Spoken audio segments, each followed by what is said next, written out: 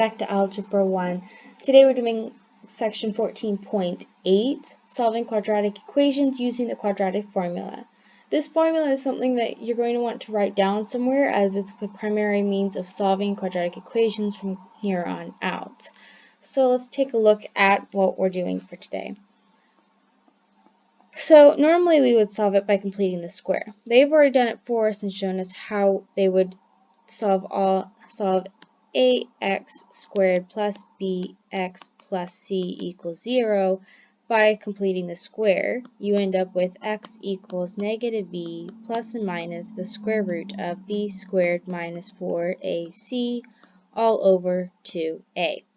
This is what we then call the quadratic formula, which, like I said, is something that you're going to be using a lot, so I would write it down somewhere.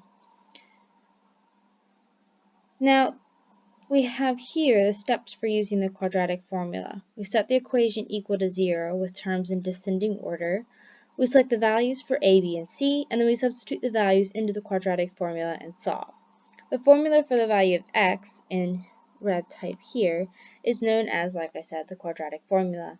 This formula may be used in obtaining roots of any quadratic equation by substituting the numerical values of a, b, and c found in the given equation after it's reduced to its form of ax squared plus bx plus c equals 0.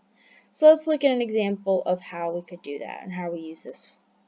So if we have the formula 3x squared plus 4x equals 4, we're going to want to put this in our quadratic formula.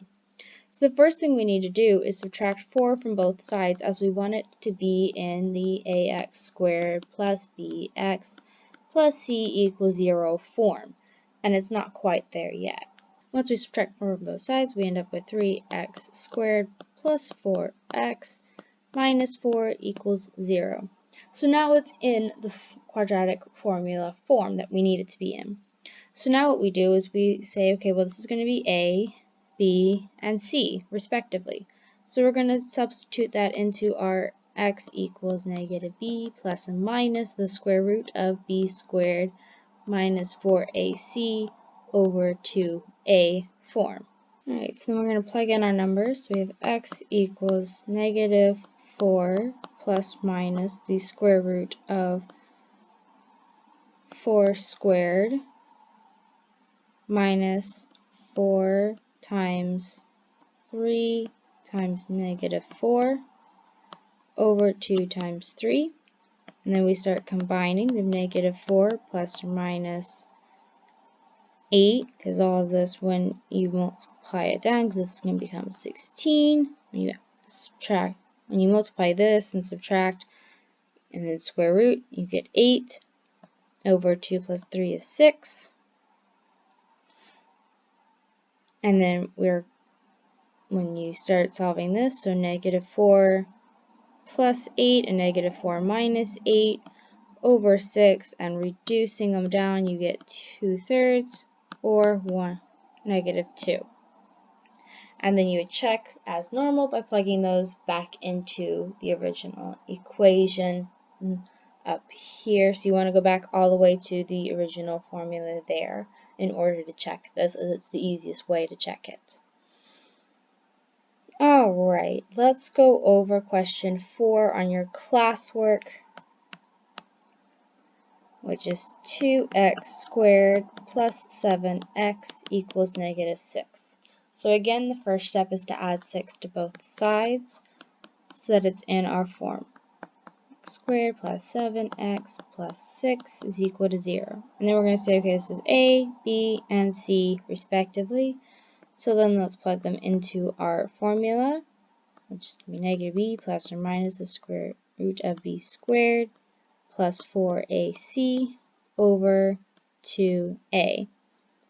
So x is equal to negative 7 plus or minus the square root of 7 squared plus 4 times 2 times 6 over 2 times 2. And then x is equal to negative 7 plus and minus the square root of 49 plus 48 over 4. And 49 plus 8 is 57. So we have negative 7 plus or minus the square root of 57 over 4. And then when you square root this and add and all that, you're going to get x is going to equal to negative 2 and negative 3 over 2. Again, make sure you're checking all of your numbers to make sure that they're all correct. And that's basically all you're doing today. So it's a bunch of building what we've already learned and plugging in the numbers that for the quadratic formula. For classwork today, you have 2 through 10 evens. For homework, you have 1 through 11 odds. And tomorrow's classwork is going to build upon this as well. So it's just going to advance upon this further and give you more practice when it comes to solving these kinds of equations. Well, I will see you next time for another math video. Have a good day.